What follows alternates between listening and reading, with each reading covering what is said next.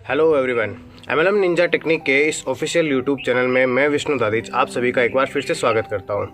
दोस्तों, नए ज़माने के नए बहाने सीरीज़ में आज फिर से हम कुछ नई चीज़ें लेंगे, लेकिन आज के वीडियो में मैं आपको 3 in 1 टॉपिक्स दूंगा।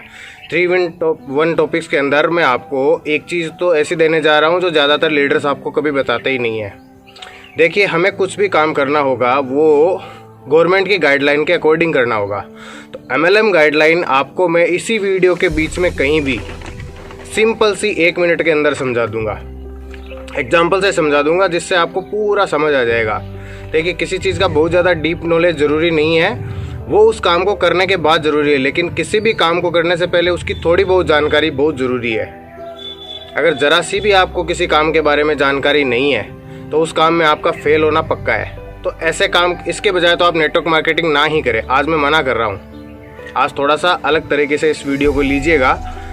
और अभी तक अगर आपने पीछे के सारे वीडियोस नहीं देखे हैं तो डिस्क्रिप्शन में उनका लिंक पड़ा है, उनको देखिए, वीडियो को लाइक कीजिए, चैनल को सब्सक्राइब नहीं किया तो सब्सक्राइब कर लीजिए। इस वीडियो को ज़्यादा से ज़्यादा लोगों तक शेयर कीजिए ताकि लोगों तक सही जानकारी पहुँच सके। और अब हम जानेंगे वीडियो को 3 पार्ट में। इसमें कुछ बहाने भी आ जाएंगे और इसमें एक बहुत बड़ी जो देश के सामने जो संकट है या देश के सामने अपॉर्चुनिटी है, अब आप इसे किस वे में लेते हो मैं दोनों ही बोलूँगा, क्योंकि कुछ लोग अच्छे से अच्छी चीज़ में भी बुराइयाँ ढूंढ लेते हैं, कुछ लोग बुरी से बुरी चीज़ में भी अच्छाई ढूंढ लेते हैं। तो अब आपके ऊपर डिपेंड करता है आपको उसमें ढूंढना क्या है। तो वो दोनों ही चीज़ें हैं और इसके अंदर एमएलएम की गाइडलाइन भी मैं लूँगा। अब आते हैं हम सीधे टॉपिक पर। तो टॉपिक ये है कि जैसा कि आप इसमें देख सकते हैं, नीति आयोग ने एक फैसला ले लिया है। जो फैसला लिया है कि वो डायरेक्ट सेलिंग को अब बढ़ावा देगा। अब वो ऐसा क्यों करेगा, पहले तो जानते हैं नीति आयोग है क्या चीज़। बिल्कुल एक लाइन के अंदर इसको जानेंगे। नीति आयोग के हेड होते हैं हमारे प्रधानमंत्री नीति आयोग को सेलेक्ट करते हैं। उसके बाद नेक्स्ट उनके नीचे, जस्ट नीचे जो हैं वो है, इसके जो प्रमुख है वो है अमिताभ कांत जी। ये है पूरा आईपीएस ऑफिसर्स जितने होते हैं, तो आप सोचिए कितने समझदार लोग होंगे। वो सारे मिलकर के नीति आयोग का गठन करते हैं। नीति आयोग डायरेक्ट सेलिंग पे जोर देगा। क्यों देगा, इसके पीछे जाते हैं। अब देखते हैं हम कुछ रिपोर्ट्स को।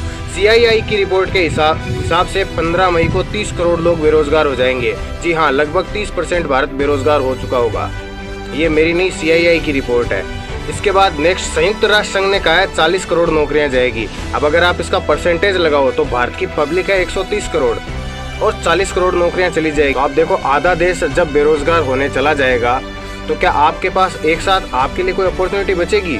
अभी हम लॉकडाउन की नहीं, लॉकडाउन के बाद की कर रहे हैं। तो यहाँ पे एक सबसे बड़ा सवाल ये आता है कि आपको चैलेंज क्या आ रहा है। चैलेंज आपको ये आ रहा है कि लोग कह रहे हैं हम तो लॉकडाउन के बाद करेंगे। ये एक नया बहाना है। बहुत सारे लोग कह रहे थे अभी तो लॉकडाउन बहाना है, लॉकडाउन बहाना नहीं है। लॉकडाउन के दौरान नखरे करना बहाना है। ध्यान से सुनिए, लोग कहेंगे इसे लॉकडाउन अभी करूं या लॉकडाउन के बाद करूं। तो सबसे पहले आप ये सोचिए कि आपके लिए अपना आज जरूरी है या 20 साल बाद जरूरी है। तो बहुत सारे कई लीडर्स आपको ये ड्रीम्स अगर दिखाते हैं कि सर 10 साल बाद ऐसा होगा, 20 साल बाद ऐसा होगा, नहीं, बिल्कुल नहीं। कभी भी आप कंपनी सेलेक्ट करते वक्त सबसे पहले ये पूछिए मई महीने में क्या आएगा। पहले इस महीने का तो कर लो, पूरी ज़िंदगी का बाद में सोच लेना। 100 साल बाद क्या होगा वो बाद में सोच लेना, क्या पता तब तक रहोगे भी या नहीं रहोगे। तो अब इसके अंदर हम देखते हैं कि इसके अंदर इस महीने में क्या होगा। सबसे ज़्यादा ज़रूरी जो इस टाइम है वो ये है कि अभी क्या सही है। खतरा आप लोग देख चुके हो, 40 करोड़ नौकरियां। क्या आपको लगता है एक दिन में 40 करोड़ नौकरियां में आपका नंबर आ जाएगा? जैसे ही ये जाएगी उनमें आपका नंबर आ जाएगा, कोई नई नौकरी देगा? अगर आप ये बहुत बड़ी भूल कर रहे हैं। ये गवर्नमेंट स्पष्ट तौर से कह चुकी है, साफ तौर से कह चुकी है कि 1 साल तक कोई भी नौकरी की उम्मीद ना करे। आप तैयारी कर किस चीज़ की रहे हो, मुझे ये समझ नहीं आ रहा। लोग कह रहे हैं हम तो तैयारी कर रहे हैं जी, तैयारी कर रहे हैं। किस चीज़ की तैयारी कर रहे हो? जो खत्म हो चुका है उसकी तैयारी। आप अभी 22 मार्च की तैयारी कर रहे हो। कमाल करते हो आप। मार्च का महीना 2020 का आने की तैयारी कर रहे हो आप। कैसे कर सकते हो आप उसकी तैयारी? तो सबसे पहले आप ये सोचिए कि आपको 1 साल तक क्या घर बैठे बैठे आप निकाल सकते हो। अगर आप ऐसी सिचुएशन में, तो बेस्ट आप वही कीजिए, आप उसी नौकरी की तैयारी कीजिए। आपको कुछ भी करने की जरूरत नहीं है। इस वीडियो को यहीं आप पॉज कर दीजिए। आगे जो बातें होने वाली है उसमें आपके काम का कुछ भी नहीं है। अब सिंपल सा है, अब आपको करना क्या है, अगर आपको सरवाइव वाकई में करना है तो, क्योंकि लॉकडाउन के बाद और भी बुरी स्थिति होने वाली है। जैसे अभी ये लॉकडाउन जब तक नहीं खुलेगा तब तक तो हम बैठ के कोरोना कर रहे हैं। बाकी जिन देशों की रिपोर्ट्स आ चुकी है, लोग डिप्रेशन में जा चुके हैं, क्योंकि कहीं भी जाता है उसके ऊपर एक ठप्पा लगता है, बेरोजगार बेरोजगार बेरोजगार। ना तो बैंक उसे लोन देता है, ना कोई उसे चवन्नी देता है। आप जाकर के किसी से पूछ के देख लीजिए, अगर आपको मानने में नहीं आ रहा आप ट्राई कीजिए। आप किसी के भी पास जाइए, कहिए उसे कि सर मेरी नौकरी चली गई है, मैं बिल्कुल बेरोजगार हूँ, आप मुझे कुछ रुपये दीजिए। देखो वो आपको कितने रुपये देता है, आपको अपने आप पता चल जाएगा।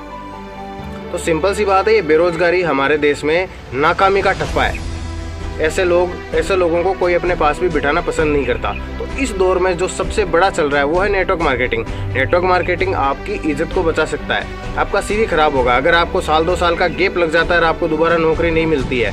तो इसकी वजह से अभी तो यहाँ तो नहीं हुआ है, अमेरिका में बहुत सारे डिवोर्स होने की वजह ये है। वहाँ से एक रिपोर्ट आई है जिसमें कहा है कि जिन लोगों की नौकरियाँ गई है उनमें से 80% लोगों का तलाक हो चुका है। ये बहुत बड़ा अमाउंट है, सोचने वाली बात है। 80% लोग क्यों? क्योंकि भूख सबको लगती है भाई। अब आप सबसे पहले एक तो नेटवर्क मार्केटिंग कीजिए, उसमें भी FMCG कंपनी को कीजिए। ऐसा नहीं है, अब 2 चीज़ें यहाँ पे आएंगी। 2 तरह की कंपनियाँ चलती है मार्केट में, देसी और विदेशी। देसी विदेशी दोनों तरह की कंपनियाँ हैं। अब आपको देसी सेलेक्ट करनी है विदेशी, उसका बहुत बड़ा लॉजिक बताता हूँ। विदेशी कंपनियाँ जो ज़्यादातर है वो सिर्फ नाम के प्रोडक्ट पर काम करती है, उनके पास इतनी बड़ी सर्विस नहीं है, वो ह्यूज अमाउंट में आपको सर्विस नहीं दे सकती। उन्हें सिर्फ अपना प्रोडक्ट बेचने से मतलब है। किसी विदेशी कंपनी ने देश की अर्थव्यवस्था में कोई योगदान नहीं दिया है। क्या आपने डॉलर मजबूत किया है या रुपया मजबूत किया है? आप खुद सोच के देखिए। हो सकता है कुछ विदेशी कंपनियों में काम करने वाले मेरे दोस्तों को कुछ बुरा लगे, तो उस बात को अन्यथा ना ले। मैं आपको ये कहूँगा कि आप प्राथमिकता देश को दें। जैसे एक एग्जाम्पल ले लेते हैं, एक ऐसी कंपनी है जो गद्दे बेचती है, तो क्या आपको गद्दे के अलावा ज़िंदगी में कुछ भी नहीं चाहिए? एक कंपनी है मान लो सोलर सिस्टम बेचती है, अभी किसे ज़रूरत है सोलर सिस्टम की? भाई खाने की ज़रूरत पहले है, सोलर सिस्टम की ज़रूरत पहले है। आप खुद जान के देखिए इस चीज़ को। तो वो कीजिए, आप उसके साथ साथ में FMCG के अंदर भी काम कर सकते हैं। मैं ये कह रहा हूँ आप कीजिए, बेशक वो कंपनी कीजिए। अब देखो जिसकी भक्ति जिसको चढ़ गई है उसे कोई उतार नहीं सकता। सिंपल सी चीज़ है। आपको ऐसा लगता है, लेकिन कम से कम अपने देश को, अपनी देसी कंपनियों को गंदा कहना बंद कीजिए। आपको शर्म आनी चाहिए। ऐसे लीडरों को शर्म से डूब के मर जाना चाहिए जो अपने देश की बुराई करते हैं। दूसरे देश में जाके क्यों नहीं रहते फिर? अगर इतना ही यहाँ खराब लग रहा है तो क्यों नहीं निकल जाते इंडिया से? बना लो कोई जगह अपने लिए, निकलो ना इस देश से। अगर इतनी इससे दुश्मनी है देसी कंपनियां, मैं यकीन के साथ आपको कह रहा हूं, आप डेटा देख सकते हैं, आप गवर्नमेंट के आंकड़े उठा करके देख सकते हैं। जितना भी डोनेशन मिला है सारा देसी कंपनियों ने किया। आप एक विदेशी कंपनी का नाम बताइए जिसने रुपये को मजबूत करने के लिए भारत में इस कोरोना में अभी कितना उसका कंट्रीब्यूशन है देश को? एक कंपनी का नाम बताइए। तो ऐसी कोई भी कंपनी नहीं है। इसलिए आप भक्ति कीजिए, लेकिन हद में रहकर कीजिए, क्योंकि आपको इसी देश के लोगों को ग्राहक बनाना है। अगर ज़्यादा विदेशी कराना तो इस देश के लोग आपसे बात करना तक बंद कर देंगे। तो आप सबसे पहले ये सोचिए और अपने आप के ऊपर ये क्वेश्चन मार्क भी डालिए कि मैं कर क्या रहा हूँ। आप कल्पना कीजिए कि बगैर गद्दे के जीवन नहीं चलेगा। ऐसा जीवन सोचिए जिसमें सिर्फ गद्दा ही और कुछ भी नहीं हो, ना आटा हो, ना दाल हो, ना चावल हो, ना चीनी हो, ना बेसन हो, ना मसाले हो, ना चाय पत्ती हो, ना चीनी हो, कुछ भी नहीं हो, सिर्फ गद्दा हो। सोच सकते हैं आप ऐसा जीवन? तो आप किस बेस पे कह रहे हैं कि चलेगा? तो सिर्फ यही सिंपल सी बात है, कॉमन सेंस की बात है। और अगर इतना ही आपको एलर्जी है तो आप सिर्फ गद्दे के साथ रहिए। फिर जो भी आपकी विदेशी कंपनी का प्रोडक्ट है उसके अलावा सारे प्रोडक्ट यूज करने बंद कर दीजिए। मत लीजिए किसी भी प्रोडक्ट को काम में। देश में उगने वाला अनाज भी मत खाइए, सब्जियां भी मत लीजिए। आपकी कंपनी नहीं बनाती ना, लीजिए ही मत, खाली उसी प्रोडक्ट को खाइए। सिंपल सी बात है। अब उसके बाद नेक्स्ट जो अगला चैप्टर इसका आता है, ये बहाना कि अभी लॉकडाउन में किया जाए, इसके बाद किया जाए। आप मुझे बताओ कि आपको सारा काम, वो एक कहावत है, अब पछताए होत क्या जब चिड़िया चुग गई खेत। तो खेत चुगने के बाद उसको सींचना है या उसके पहले सींचना है? आप खुद समझदार है, ये डिसीजन आपके ऊपर डिपेंड करता है। यहाँ मेरा ज्ञान कोई मैटर नहीं करता, ये कॉमन सेंस की बात है। ये एक 8 से 10 साल के बच्चे को समझ आ जाती है। आग में हाथ डालने से पहले वो 10 बार सोचता है कि जलने के बाद दवाई लगानी है, इससे पहले बचना है। तो ये आप तय कीजिए। ये आपके लिए कोई और करके नहीं दे सकता, सिंपल सा है। नंबर 2, अब आते हैं हम MLM की गाइडलाइन। जो जैसा कि मैंने कहा था कि इस वीडियो के बीच में मैं कहीं भी MLM की गाइडलाइन आपको सिंपल वर्ड में समझाऊंगा। अभी 3 बॉडी चल रही है जो कहते हैं IDSA, FDSA और MCA, ministry of consumer affairs, Indian direct selling association. ऐसी 3 संस्थाएं चल रही है। तो मैं आपको पहले बता दूं, IDSA और FDSA सिर्फ 20-20 कंपनियों के ग्रुप है। 20 से 25 कंपनियां ऐसी है जिन्होंने मिलकर अपना ग्रुप बना लिया है। ये वैसे ही है जैसे गली मोहल्ले के लड़के अपना गैंग बना लेते हैं, उससे ज़्यादा इनकी कोई वैल्यू नहीं है। हाँ, मैं ये नहीं कहता कि ये बिल्कुल गलत है, इन्होंने अच्छा किया है, इन्होंने योगदान भी दिया है, लेकिन ये इनके अंदर गवर्नमेंट का कोई भी रोल नहीं है। इन्होंने ऐसा कोई रूल रेगुलेशन नहीं बना रखा है। इनकी मान्यता आपके पास हो या ना हो, जो कि विदेशी कंपनियां बहुत ज़्यादा भड़का रही हैं, तो इनकी मान्यता ना हो तब भी आप लीगल कंपनी हो। अब आते हैं हम MCA पे, इसको समझते हैं, मिनिस्ट्री ऑफ कंज्यूमर अफेयर्स। लोग कहते हैं इसके अंदर जो कंपनी एनरोल हो गई है, जिसका रजिस्ट्रेशन है, वो लीगल कंपनी है। बिल्कुल सरासर झूठ है ये। MCA में रजिस्टर्ड कंपनी लीगल नहीं है। दोबारा सुन लीजिए, MCA में रजिस्टर्ड कंपनी लीगल हो ऐसा ज़रूरी नहीं है। उसमें लीगल कंपनी भी है और इलीगल कंपनीज भी है। अब ये है कैसे, इसको मैं समझाता हूँ।